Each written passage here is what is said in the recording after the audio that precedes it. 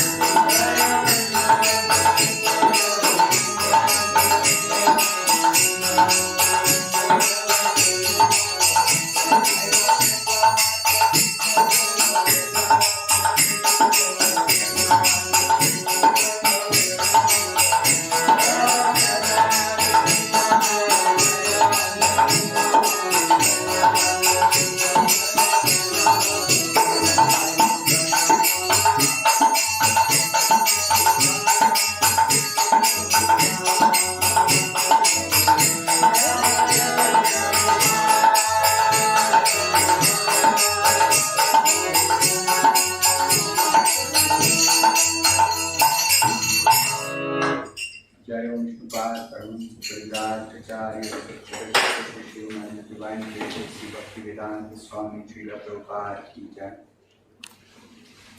Grantaraj Srimad Bhagavatam ki jai. Jai Gopinath. Om Namo Bhagavate Vasudevaya. Om Namo Bhagavate Vasudevaya. Om Namo Bhagavate Vasudevaya. Narayanam Namaskritya Naram Chaiva Narottamam Devim Saraswatim Vyasam Tato Jayamudirayet Nashtaprayeshu Bhadreshu Nityam Bhagavata Sevaya Bhavati Naishtiki. Reading from Srimad Bhagavatam, Canto 1, Chapter 13, which is entitled Dhritarashtra Quits Home. Today we are reading the 21st verse of this chapter. Pitru Bhratra Suhrit Putra Hataste Vigatam Vayam Atma Cha Jaraya Grastaha Parageham Upasase. Translation and purport by His Divine Grace, A.C. Bhaktivedanta Swami Prabhupada. Translation: Your father, brother, well-wishers and sons are all dead and passed away. You yourself have expended the major portion of your life. Your body is now overtaken by invalidity. and you are living in the home of another. Purport by Srila Prabhupada. The king is reminded of his precarious condition, influenced by cruel time, and by his past experience. He should have been more intelligent to see what was going to happen to his own life. His father, Vichitravirya, died long ago when he and his younger brothers were all little children. And it was due to the care and kindness of Bhishma Deva that they were properly brought up. Then again his brother Pandu died also. Then in the battlefield of Kurukshetra, his 100 sons and his grandsons all died, along with all other well-wishers like Bhishma Deva, Dronacharya, Karna, and many other kings and friends. So he had lost all men and money, and now he was living at the mercy of his nephew, whom he had put into troubles of various types. And despite all these reverses, he thought that he would prolong his life more and more. Vidura wanted to point out to Dhritarashtra that everyone has to protect himself by his action and the grace of the Lord. One has to execute his duty faithfully, depending for the result on the supreme authority. No friend, no children, no father, no brother, no state, and no one else can protect a person who is not protected by the Supreme Lord. One should therefore seek the protection of the Supreme Lord, for the human form of life is meant for seeking that protection. He was warned of his precarious conditions more and more by the following words. Thus ends the Bhaktivedanta purport. Om Ajnanatimmirandasya Jnananjanashalakaya Chakshurunmilitam Yena Tasmai Shri Gurave Namaha. Namo Vishnu Padaya Krishna Presthaya Bhutale Srimate Bhakti Vedanta Swaminiti Namine Namaste Saraswate Deve Gauravani Pracharine Nirvishesha Shunyavadi Paschatya Deshatarine Jaya Shri Krishna Chaitanya Prabhu Nityananda Shri Advaita Gadadhara Srivasadi Gaura Bhakta Vrinda Hare Krishna Krishna Krishna Hare Hare Hare Rama Rama Rama Hare Hare. So this is a verse spoken by Vidura, specifically addressing Dhritarashtra. And Vidura, being the well-wisher of his elder brother Dhritarashtra, is trying to remind Dhritarashtra of the precarious condition in which Dhritarashtra is now living. He is particularly pointing out that Dhritarashtra had lost his father long back when he was just very, very young. He lost his brother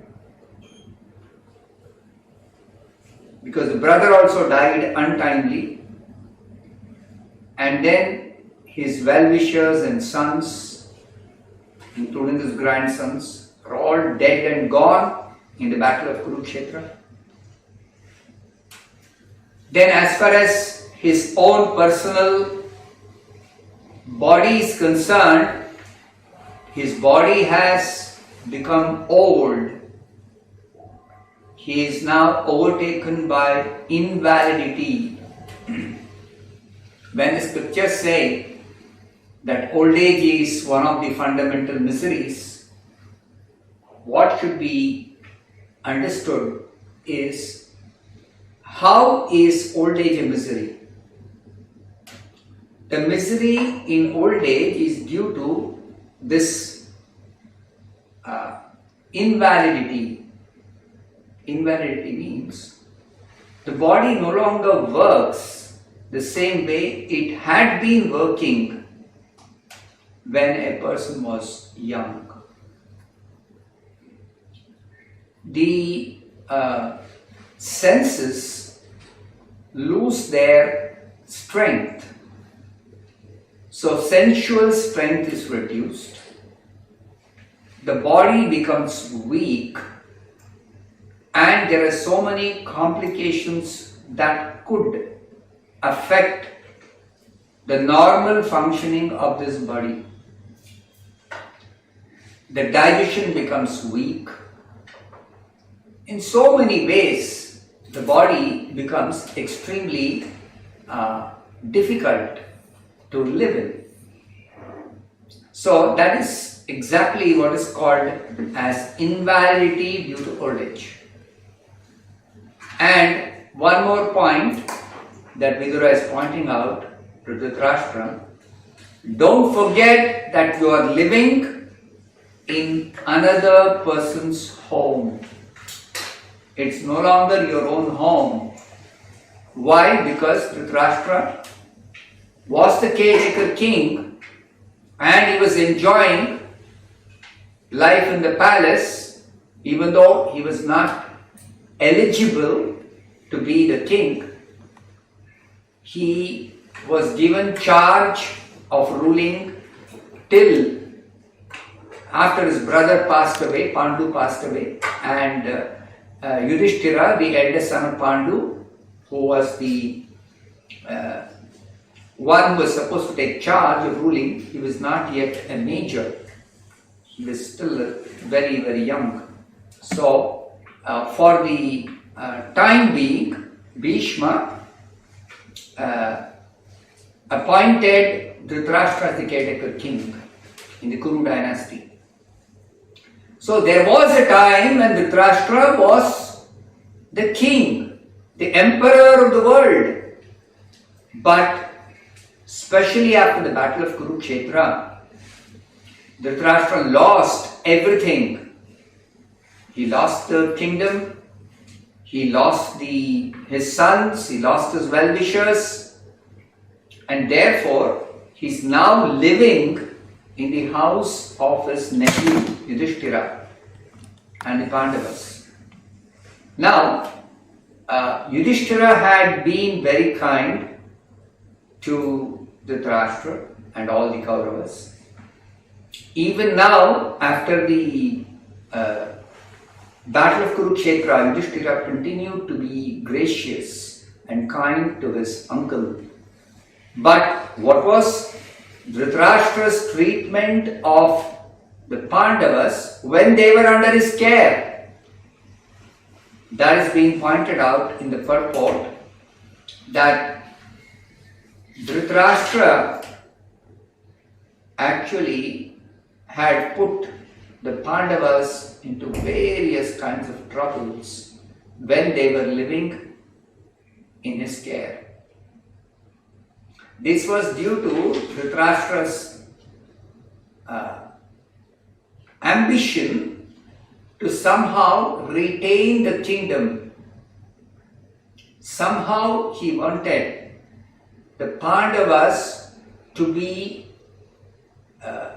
eliminated before they could actually claim the right to the kingdom.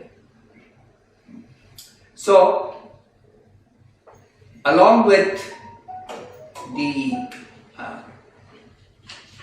his eldest son Duryodhana, Dhritarashtra planned and plotted to kill the Pandavas in so many ways.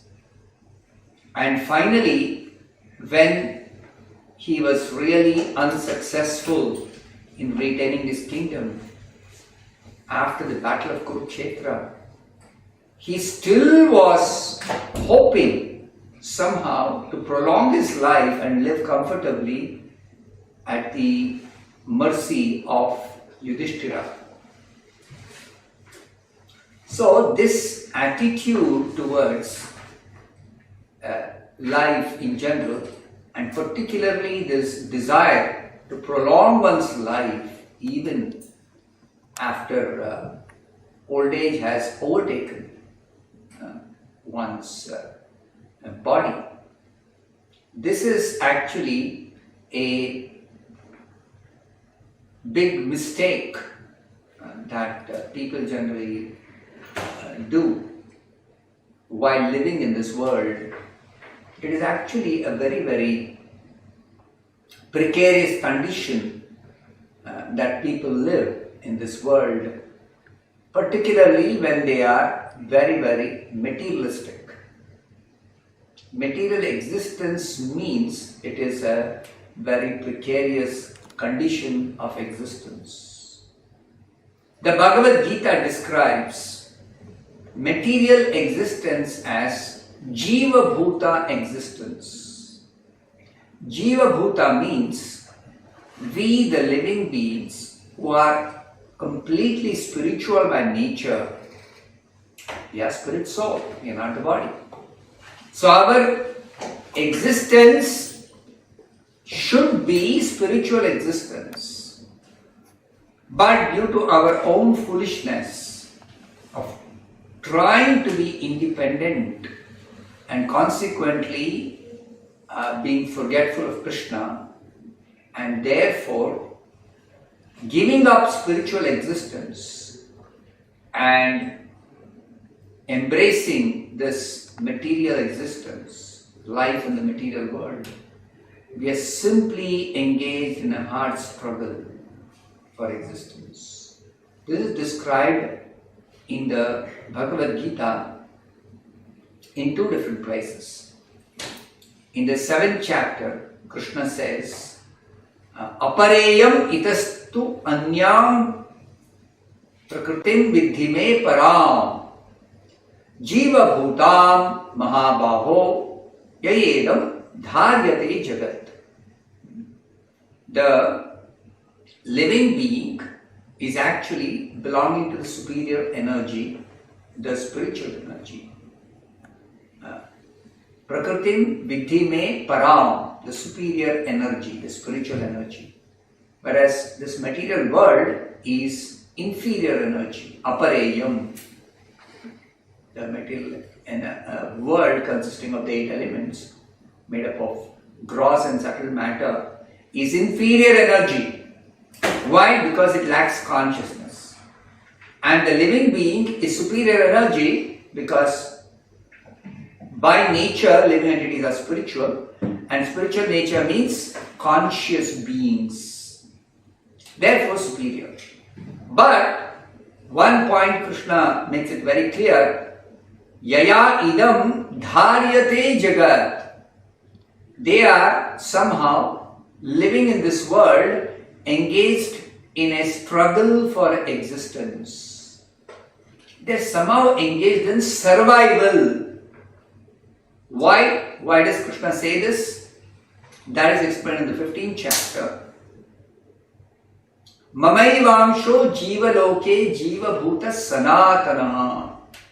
Our original position is that we are a part of Krishna, Amsha. And jiva loke, in this world, we are in a state of existence called Jiva Bhuta existence. Jiva Bhuta existence means existence within this material world in a material body. What does this material body mean? Manashashtanindriyani prakritisthani karshati. In the material body, it's a hard struggle for existence with 6 senses which include the mind. We know the 5 senses: the eyes, ears, nose, tongue, and the sense of touch. But in addition to this, or in the center of all these 5 senses, is the mind. And including the mind, with these 5 senses, including the mind, we are engaged in a hard struggle for existence. Why is that? called a hard struggle for existence, because our conception of enjoyment or happiness is that my senses require some favorable sense objects. My whole conception of happiness is some favorable sense contact. That's the only thing I know as the source of my happiness, the source of my enjoyment. That is the meaning of material existence. I don't know that I am spirit soul. I am in ignorance, because again this ignorance is a characteristic of this material life, material existence. Forgetfulness of Krishna means we forget ourselves, we forget Krishna, we forget our spiritual nature, we forget our constitutional position of eternal life, full of knowledge, full of bliss. We are completely forgetful of all these facts about ourselves, about Krishna, about our original spiritual existence in the spiritual world with Krishna, completely forgetful of all these, and because we desire independence, we are placed in this illusory world where the material energy is putting us into one illusion. Why should material energy put us into illusion? Because we want to be independent even though our factual position is dependence. As part of Krishna, we are always dependent on Krishna.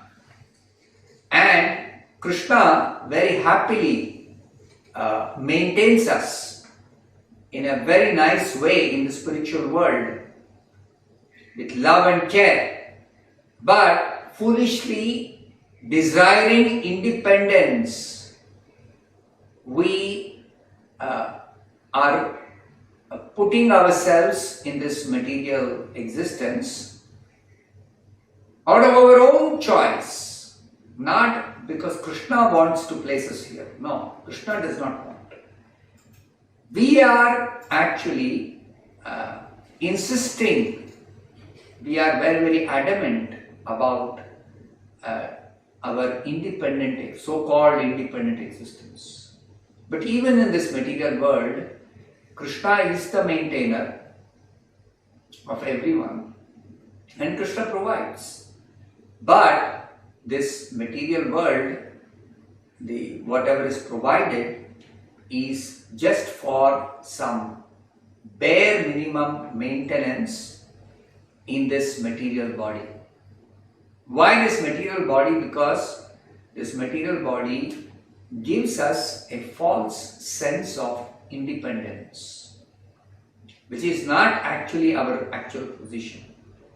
And this feeling that I am independent comes by this material body, the material mind, the material intelligence, the material ego.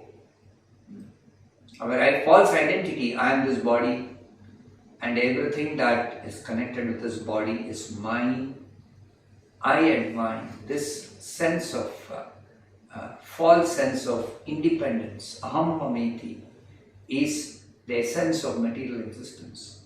And in such a state, we are constantly engaged in a struggle.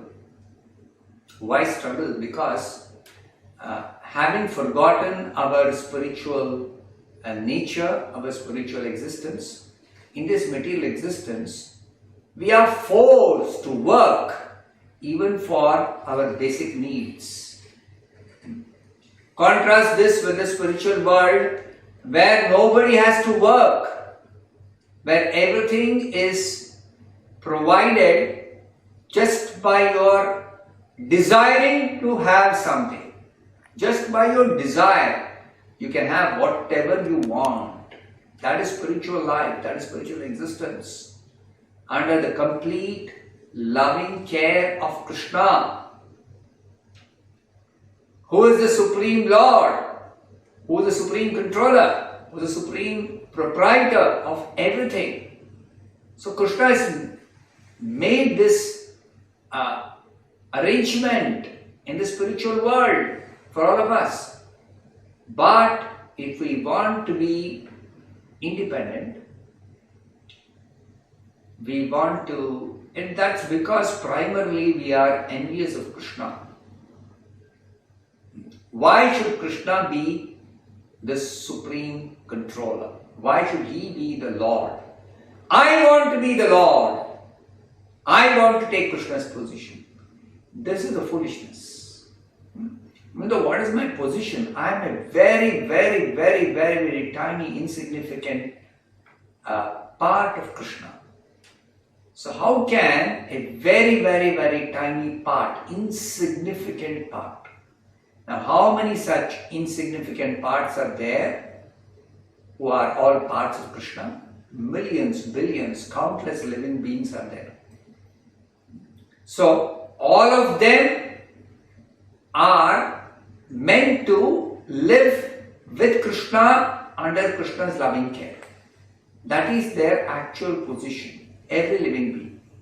But foolishly, some living beings, not all, the spiritual world is much, much, much, much, much bigger than the material world. In the spiritual world, there are at least 3 times greater number of planets than the entire material creation. And even the living beings are many, many, many billions of trillions of zillions of times more than the living beings in this material world. So they are all living as devotees happily in the spiritual world, very nicely, wonderful life. But in this material world, it is a life of struggle. Why? Because of this desire to lord over material nature, desire to become the lord of everything I survey. And this desiring to lord over is not just one person. It is so many of these living beings who are rebellious, who are envious of Krishna, who want to be independent. And there is constant competition between all these envious, rebellious, independent living beings who are turned away from Krishna, who want to remain away from Krishna, who don't want to accept their factual, constitutional position, dependence on Krishna, and the spiritual life full of bliss and knowledge, eternal life, they don't want. So therefore, in this situation, Krishna has created this material world with some very peculiar conditions. Why peculiar conditions? The laws of karma, especially. Because Krishna is equal to everyone. Krishna does not favor any one person over another person. He is impartial. Every living being is his own part and parcel. There is no one who is specially favored by Krishna, nor is anybody condemned by the Supreme Lord. Because we all belong to Him. There is no question of Krishna condemning anybody. So He provides for everyone. But when I, an individual, insignificant, tiny part of Krishna, want to be the Lord of everyone else, everything else, whereas my position is simply being dependent as a very, very tiny, insignificant jiva. That is my position, living being. But when I desire to be the Lord, then a false sense of lordship is given by first of all giving a material body which appears to be like an independent unit. I forget my dependent position, and in that forgetfulness of my dependent position, I think now I can be independent. When I consider myself as this body, just like this body is a complete working unit, and that working unit called the body, full with all senses and all kinds of facilities for living separately, independently, all this arrangement is also possible by the grace of Krishna only, who has entered this body and who is facilitating everything that is working in this body. Even this material body, for it to function, we are not independently able to make this body work. We are totally ignorant about the various arrangements within this body. This Krishna points out in the Bhagavad Gita. Just like we eat some nice food, however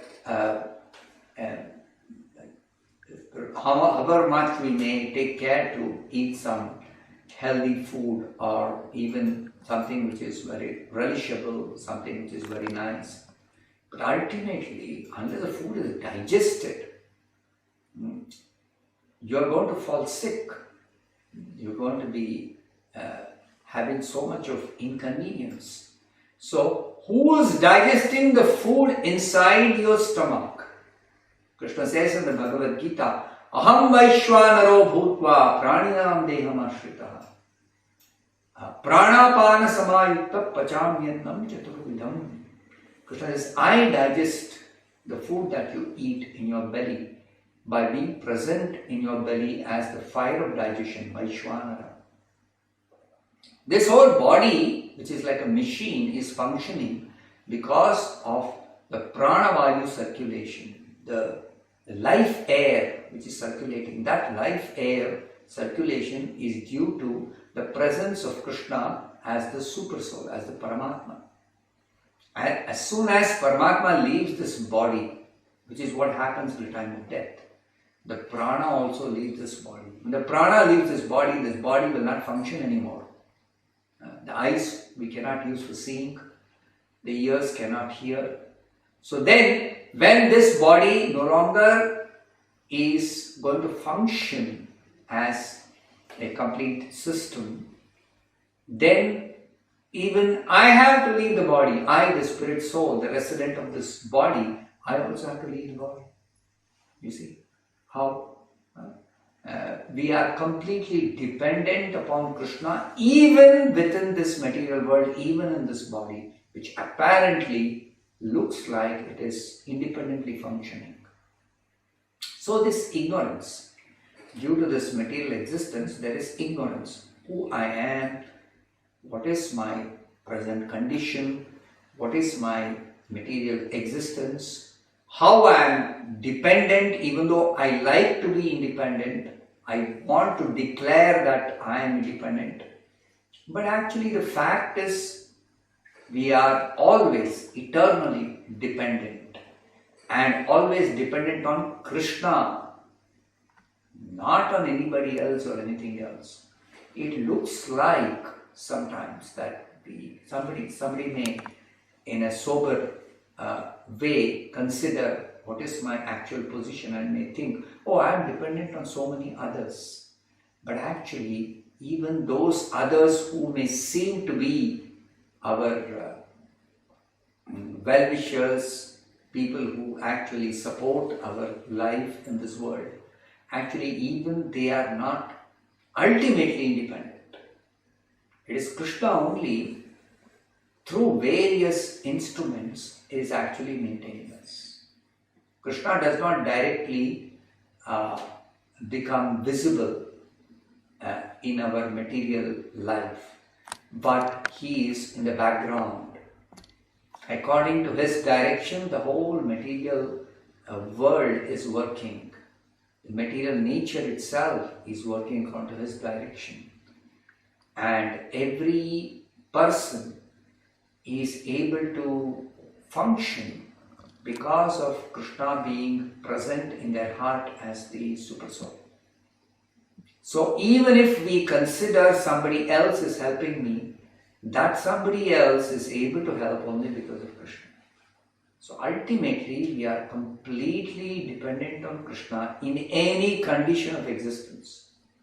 So Vedic wisdom actually advises us, instructs us, gives us this transcendental knowledge that you have to understand your complete dependence on Krishna, total dependence on Krishna. And unless we accept this, we are in ignorance, we are in illusion, we have a false sense of independence. We have false dependencies, just like Dhritarashtra was dependent on the support of his well-wishers, Bhishma, Drona, Karna. Even his own sons, he is dependent on his own sons, Duryodhana and his other, he had totally 100 sons. Now see his condition, he has lost all of them in this battle of Kurukshetra. Till before the battle of Kurukshetra, somehow he could have had some false sense of security in terms of support by all these well-wishers and his sons and grandsons. He had big hopes. Oh, my son will take over after me. Or even when I retire, I'll have my son ruling as the emperor of this world.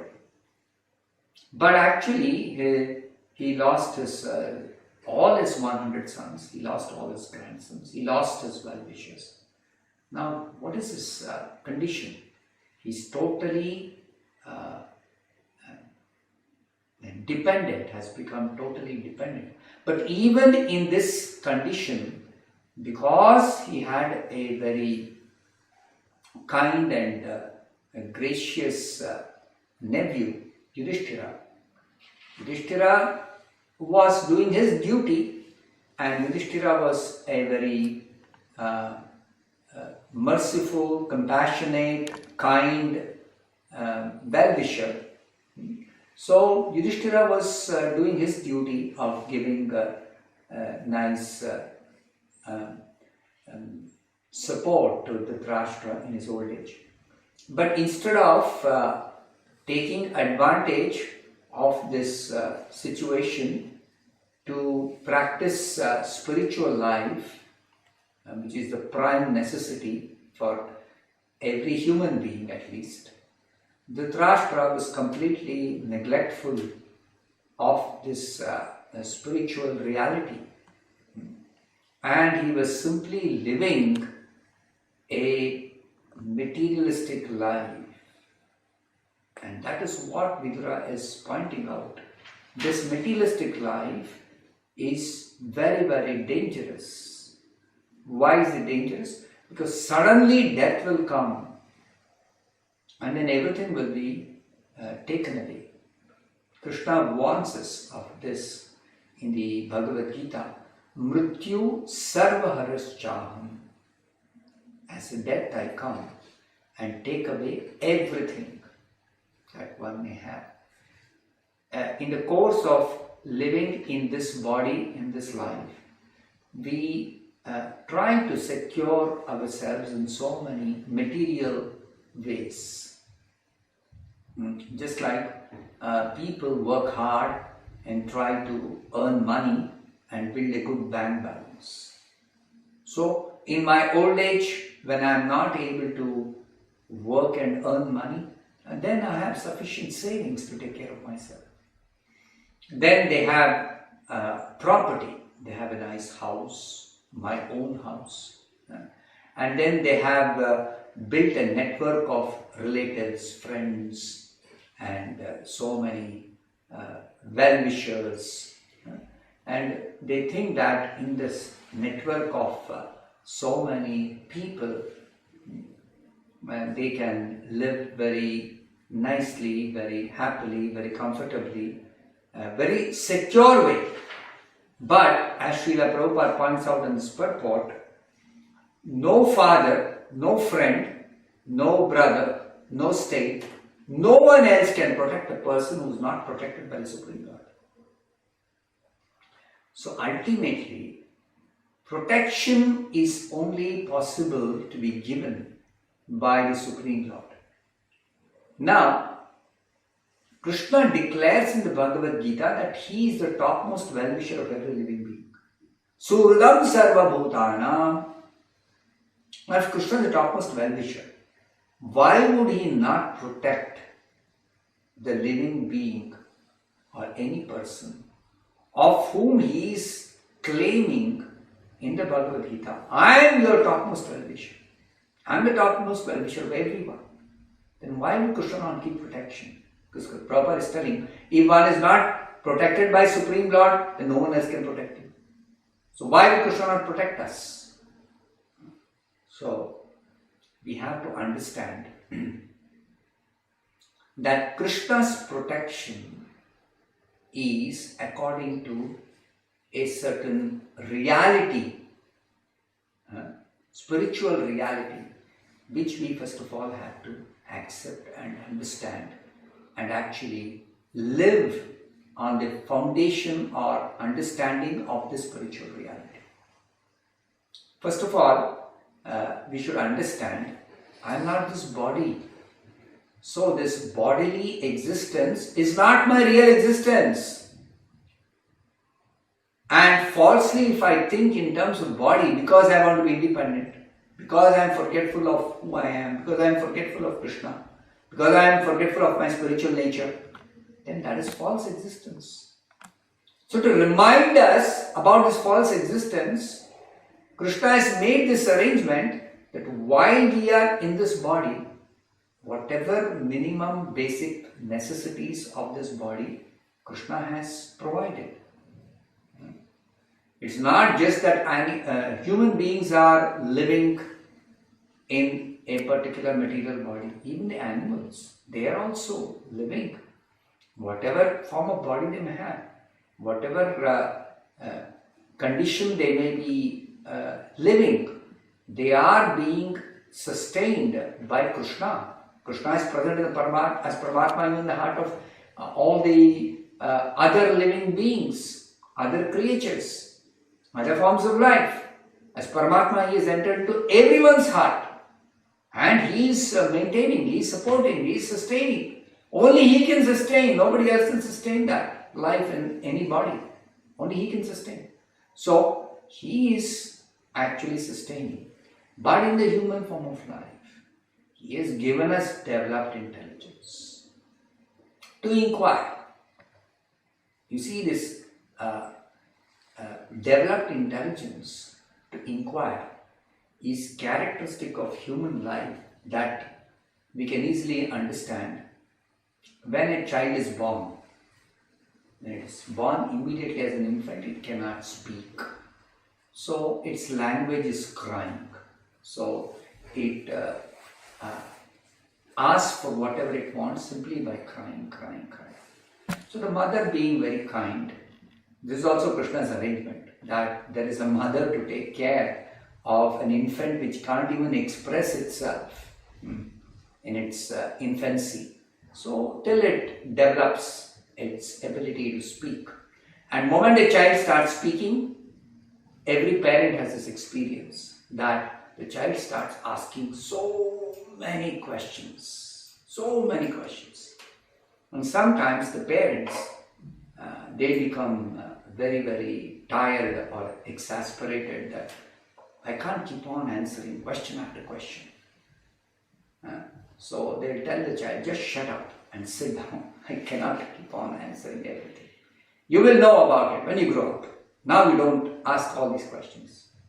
So, what parents should understand, and unfortunately many times they don't realize that, it is the inquisitive nature of this human form of life that is meant for making fundamental inquiries about ourselves, about who we are, about who's Krishna, about what is our relationship with Krishna. So the parents, instead of making the child just sit quiet, stop inquiring, they should encourage the child's inquisitive nature to make the child think about and ask fundamental questions. Who am I? Who is Krishna? What is my relationship? What is the goal of life? Why have I taken birth in this world? So they should actually encourage this inquisitiveness and asking questions. Now, mind you, this inquisitive nature of asking questions is not limited to some children who are born in some very nice family who are supposedly very, very intelligent. No. Even a child born in a slum, apparently born in very, very poor conditions, not so good conditions, even that child will be inquisitive, will be asking this similar questions.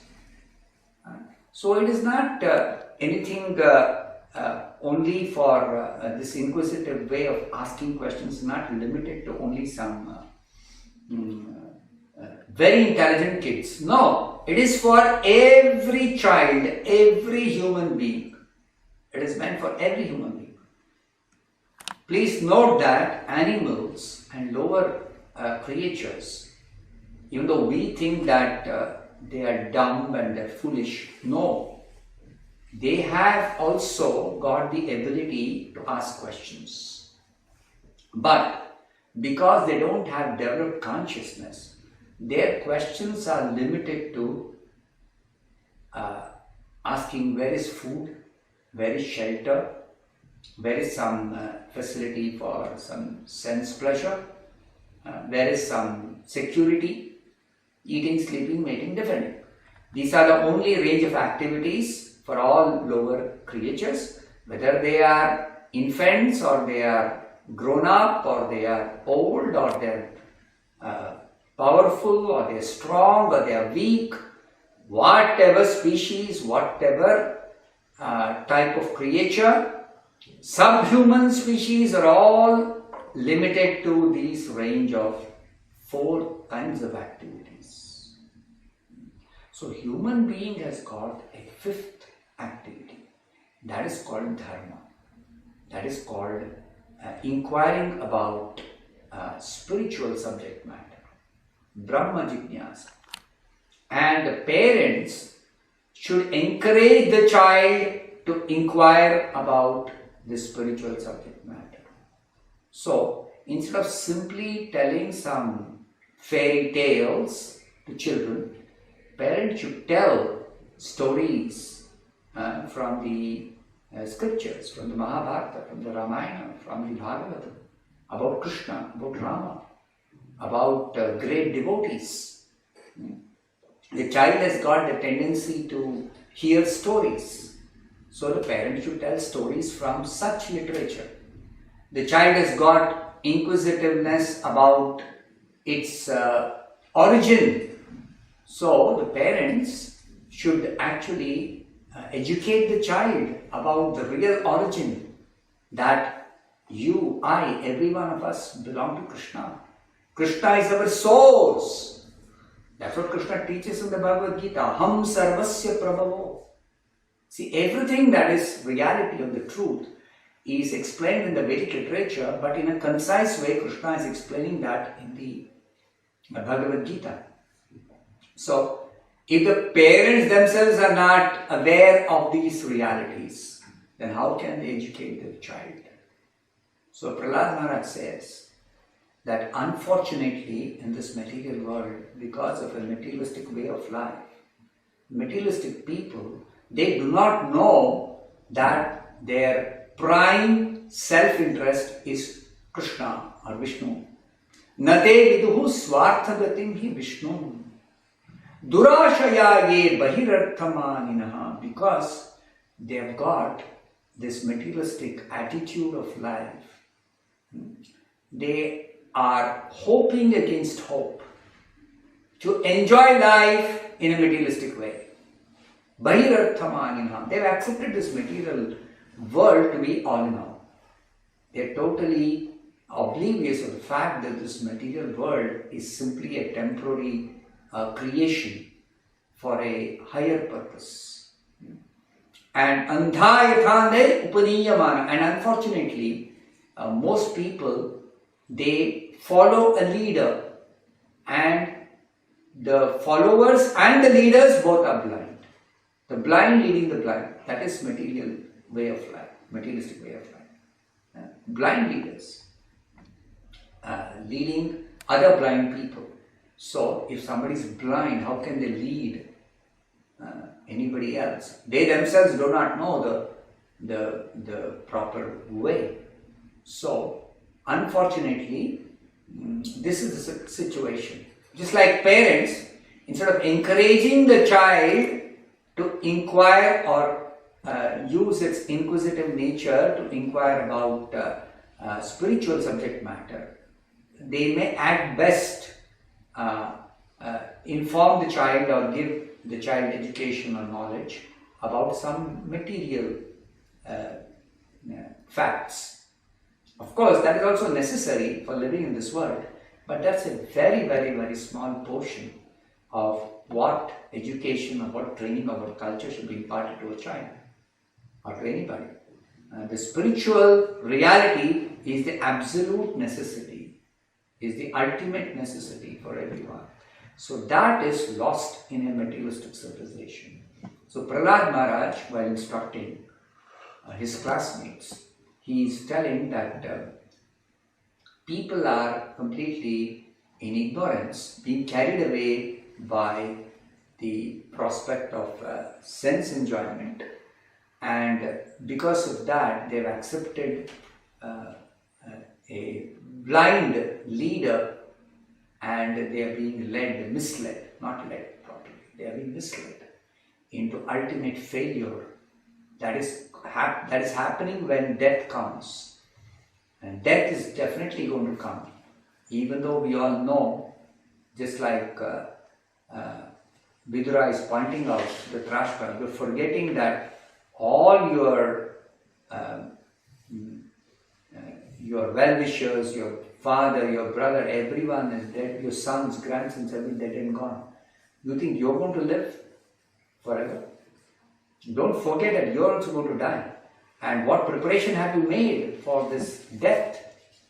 That is one very important consideration for an intelligent person, that one has to prepare for this death. Death means change of body. Even though the spirit soul or I don't die, or any person doesn't die, but the change of body is very, very critical. Because if we miss this opportunity to change our body from another material body to our original spiritual body or spiritual form, this human form, we can actually prepare ourselves to stop this repetition of accepting material body one after another. No. We are meant to prepare ourselves to give up this material existence and prepare ourselves for our original spiritual existence in a spiritual body, full of bliss and knowledge. So that is possible if we practice spiritual life. So Dhritarashtra is missing that out completely, and Vidura very kindly is going to instruct Dhritarashtra. And that's why this chapter is entitled Dhritarashtra Puts Home. He gives up this materialistic way of living, and he will embrace, as we see in the later verses, the spiritual way of living, whatever balance time he has to live in this body in order to prepare for death. By the grace of